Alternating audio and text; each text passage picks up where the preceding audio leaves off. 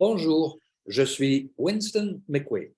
Vous me connaissez comme communicateur, mais je suis aussi un artiste en art visuel. Et avec des collègues, avec 3 collègues, et une idée très sympathique de Louise Vigent, qui est une des 3 collègues, euh, elle a proposé qu'on fasse une exposition ensemble. Alors, je vais présenter sans plus tarder, sans plus perdre de temps là-dessus, je vais vous présenter ceux qui c'est-à-dire en haut à gauche, Suzanne Etier. Bonjour, Suzanne. Allô, allô, monsieur. Il y a Serge qui est là. Serge qui a décidé d'être accompagné de son co-créateur Henri. Bonjour tout le monde. Et Louise qui a eu l'idée originale. C'était quoi l'idée au départ de faire cette expo dont le titre est Fragments, formes et pigments? C'est à toi, Louise. L'idée, c'est simplement de pouvoir avoir une vitrine où montrer nos dernières créations. J'aime l'idée qu'on soit des gens qui font des choses différentes. Moi, c'est de la céramique. Alors, j'aime bien aussi m'entourer, que les murs soient habités d'œuvres picturales. Donc, mon amie Suzanne qui fait des aquarelles que je trouve absolument magnifiques. On a déjà exposé ensemble et on voulait refaire la même chose. Et je savais, Winston, que tu faisais aussi des tableaux, des dessins. Alors, je me suis dit, pourquoi pas mêler tout ce monde-là. On fait des choses très différentes, mais c'est ça qui peut être intéressant aussi pour les gens qui vont venir nous voir. Moi, c'est de la céramique. Serge et Henri font des objets vraiment originaux à partir de trucs recyclés, des lampes originales, du bois. Alors, je trouve que ça faisait un mélange de choses intéressantes pour les gens. Alors, on va montrer des fragments, excuse-moi, pour répondre à la question, oui, fragments, couleurs. Pigments, c'est les couleurs. Tout le monde, on travaille avec des couleurs. Des fragments, on travaille avec des choses qui sont parfois en morceaux, comme ce que Henri et Serge font. Voilà. Alors, je vais dire un petit bonjour à Serge, qui est accompagné d'Henri, son co-créateur. Bonjour. Serge, salut. J'aimerais ça que tu nous montres peut-être un petit peu ce que tu vas proposer pendant cette expo qui va durer du 8 au 13 novembre au 1040, la galerie 1040 de la rue Marianne, coin Christophe Colomb. On t'écoute. Eh bien, avec grand plaisir. En fait, on est encore en grosse période de production avec Henri. Je me suis entouré de quelques objets ici qui sont issus de nos dernières sessions de bricolage, si on peut dire. Ici, il y a des lampes. Là. Fait qu'en fait, l'objectif, à chaque fois, ce qu'on s'est donné comme défi, Henri et moi, c'est de passer du bon temps ensemble, là, puis d'être capable de non pas créer que des objets, mais de créer aussi, construire notre relation. Donc, on a vraiment développé ce hobby-là ensemble, créatif. Quand son frère va se coucher, on s'installe puis on crée ensemble. Donc, premier objet, celui-là, c'est une lampe là, qui est essentiellement ce qu'on fait, c'est qu'on récupère des objets. Donc, il y avait, je pense que celui-là, c'était un pot de houmous qu'on a récupéré là, pour être capable de couler nos lampes. Ensuite de ça, il y a plein d'autres trucs. Là. J'en ai une autre ici qui est une autre lampe. J'aimerais ça qu'Henri se rapproche de toi un petit peu puis qu'il nous présente une des pièces. Henri, viens t'asseoir avec nous. Henri, là, il était déjà en mode mission. Il allait chercher une ampoule pour être capable de vous montrer le produit fini. Là. Alors, il est en mission. Là. On est vraiment très complémentaires, lui et moi. OK. Pendant qu'il va chercher les ampoules, je vous montre peut-être d'autres objets. Je pense qu'il est là. Je me sens, pendant ce temps-là, Serge, je vais parler à Suzanne. Suzanne, bien sûr. Bon, et cette personne dont parlait avec admiration Louise Vigent tout à l'heure, c'est un plaisir de te souhaiter la bienvenue, Suzanne Etier. Alors, tu as fait un séjour au Japon qui a été déterminant. Oui, mais je fais de l'aquarelle, je fais de la peinture depuis très jeune, donc ça m'a accompagnée toute ma vie. Mais j'ai travaillé beaucoup d'encre et à Paris avec un maître japonais qui faisait un calligraphe, mais qui est un peintre aussi. Avec lui, j'ai travaillé vraiment intensément pendant presque 4 ans l'encre et j'ai continué à faire de l'aquarelle. Au Japon, j'ai exposé toujours avec des encres, mais ici, au Québec, c'est plus difficile le travail d'encre, c'est apprécié, mais donc, je me suis remis à faire de l'huile et puis des collages. Et puis, donc, c'est ce que je vais présenter à la galerie, c'est beaucoup de l'aquarelle, mais j'ai un collage et une huile Il y en a Et une voilà. Ça, à c'est, non, l'image. ça, c'est collage. Ça, c'est aquarelle, excusez-moi. Sur des papiers japonais très épais. Que je froisse et que je travaille. Il y en a une autre ici que j'aimerais qu'on partage aussi et qu'on ait l'occasion de te dire bravo pour cette très belle pièce également. Ah, c'est ça. Bon, parce que c'est une espèce de clin d'œil à Louise qui fait de la céramique. Alors, l'année dernière, j'ai fait des aquarelles à partir de céramique que j'ai rapporté du Japon et des tissus. Et ça, c'est un peu cette espèce de bande dorée qu'on voit sur la céramique. C'est une façon qui s'appelle kintsugi, qui est une façon de traiter les objets cassés avec de l'or. Et ils utilisent ça comme technique. C'est très beau. Donc, j'ai reproduit ça en aquarelle. Et puis, Je vais faire merci. Merci, Suzanne. Magnifique. C'est Louise qui est Beau très clin heureuse. d'œil.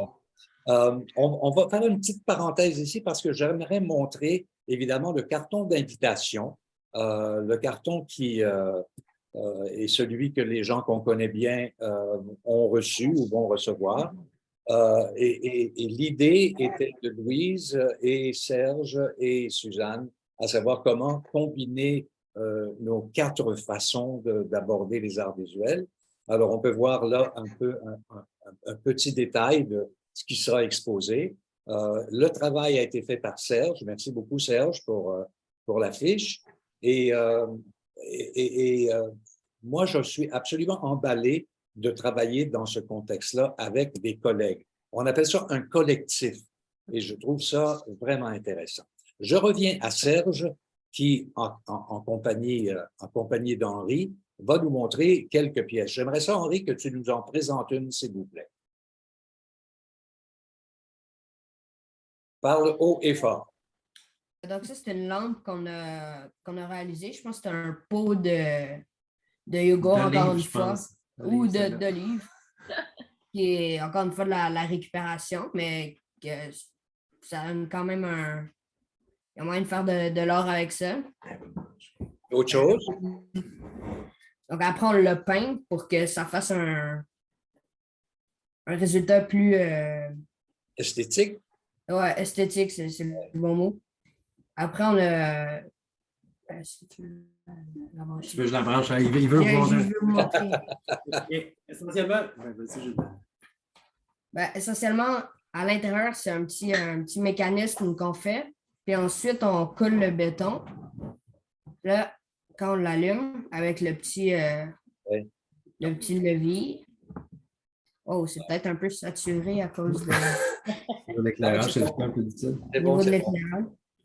Mais en fait, Henri, c'est une belle façon aussi de l'amener à développer des trucs, là, comment on fait du béton, comment on, les bases au niveau électrique, comment on est capable de travailler les trucs, les précautions à prendre au niveau de la peinture, comment être capable de s'appliquer. Puis, bref, c'est un beau véhicule aussi, cette création-là, pour être capable de nous permettre les deux d'avoir un transfert d'informations puis de passion là, commune, en fait, puis de développer ce volet-là ensemble. Il y a d'autres trucs là, sur lesquels, présentement, là, essentiellement, on essaie vraiment de récupérer au maximum. Avant de mettre des choses dans le recyclage, on se questionne toujours à savoir, j'ai-tu quelque chose à être capable de faire avec ça? Fait que systématiquement, puis même ma conjointe, le plus ça va, plus elle développe ce réflexe elle aussi. Puis là, elle nous présente des trucs en disant, je le mets dans le recyclage, vous êtes capable de faire quelque chose avec ça. Fait que, notamment, elle a fait des sauces à spaghetti il n'y a pas longtemps. Puis elle a regardé les pots de tomates puis en verre. Puis elle a dit, vous n'êtes pas capable de faire des trucs avec ça? On dit, bien sûr, ouais, tu vas en chercher un. Fait qu'on a fait des vases à fleurs parce que l'embouchure était assez grande pour nous permettre de faire ces trucs-là. Fait que le souci du recyclage, c'est vraiment c'est la pierre angulaire de tout ce processus-là de création avec Henri. On va y revenir, Serge. Là, je vais passer au travail de Louise. Louise qui est céramiste, qui a, ma foi, beaucoup de talent, beaucoup de créativité. Et voici une des œuvres de Louise. Tu m'en parles un peu? Un peu technique? Technique, en fait, ça, c'est un vase à fleurs. Alors, Serge et Henri, je ne veux pas que vous me fassiez trop de compétition pour les vases à fleurs. C'est un vase à fleurs en faïence blanche. J'ai tout simplement donné un coup de pinceau. Là, on ne voit pas l'arrière, mais l'arrière, le coup de pinceau continue. Il est déformé. J'aime beaucoup travailler sur le tour, mais souvent, je déforme les pièces pour qu'elles soient uniques. Mais je fais surtout de la céramique utilitaire, qu'on dirait, pour la cuisine, etc. Mais de temps en temps, des vases un petit peu plus... Moi aussi, j'ai beaucoup aimé les trucs japonais. Ça, c'est un vase. J'ai essayé de faire pousser des artichauts cet été, ça n'a pas marché, mais j'ai eu des feuilles absolument magnifiques. Alors, je prends les feuilles dans mon jardin et je mets de la couleur, je l'applique sur la... Ça, c'est de la porcelaine, c'est pas de la faïence, c'est de la porcelaine. Et ça fait des beaux vases, des beaux bols, des bols à salade qui sont aussi... Il y en a qui sont tous différents les uns des autres. Et j'aime beaucoup travailler avec des motifs qui me rappellent la campagne où je suis, où j'ai mon atelier. Alors, j'utilise des feuilles de hosta, des feuilles de pivoine, des feuilles de légumes, etc. Ou alors, je dessine des radis, par exemple, ou d'autres légumes sur des bols. Voilà. Oui, alors, tu es installé à la campagne. Pardon? Oui, tu es installé à la campagne. À Wentworth Nord, qui est plus joli quand on appelle ça Laurel. C'est pour ça que ma poterie s'appelle Poterie Laurel. C'est à la campagne, c'est nord-ouest de Montrenais, disons. Henri, je connais bien, qui est déjà venu jouer dans mon atelier, qui avait fait des choses magnifiques d'ailleurs. Henri a beaucoup le sens de l'esthétique pour un petit garçon. Il a le sens de la création, en tout cas. Ouais. Ben, là, je vais prêcher un petit peu pour ma paroisse. Moi, ce que je fais, entre autres, c'est la toile qui est derrière moi, qui s'appelle Cours du Plateau, qui n'a jamais été exposée, qui a passé un petit bout de temps chez Pénélope, puis elle m'a amené à redécorer son truc, alors c'est revenu à la maison. Mais en même temps, il y a une autre pièce ici que j'aime beaucoup. Ça s'appelle Chaman, d'ailleurs. C'est une pièce qui a déjà été exposée. Alors, ça va faire partie du lot de, je ne sais pas moi, 7 ou 8 toiles et dessins que je vais exposer. Alors, je rappelle encore une fois qu'on est en collectif.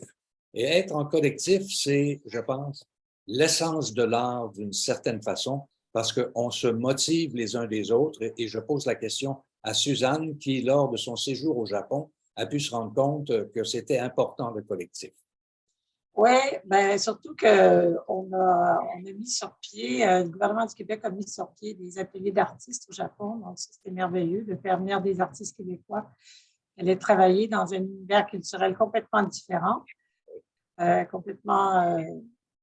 était une ouverture, le premier atelier d'artistes en Asie qui est ouvert à Tokyo.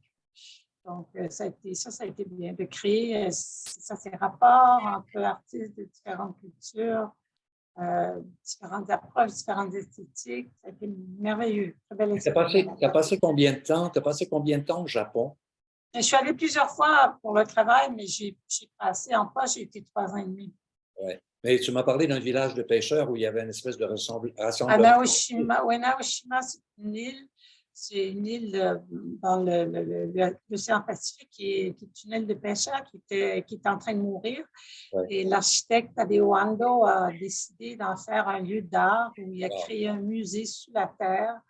Et plusieurs artistes, dont Ayo Kusama, exposent leurs œuvres sur le bord de la mer. C'est un lieu unique au monde. Si jamais vous allez au Japon, allez-y, c'est extraordinaire comme endroit.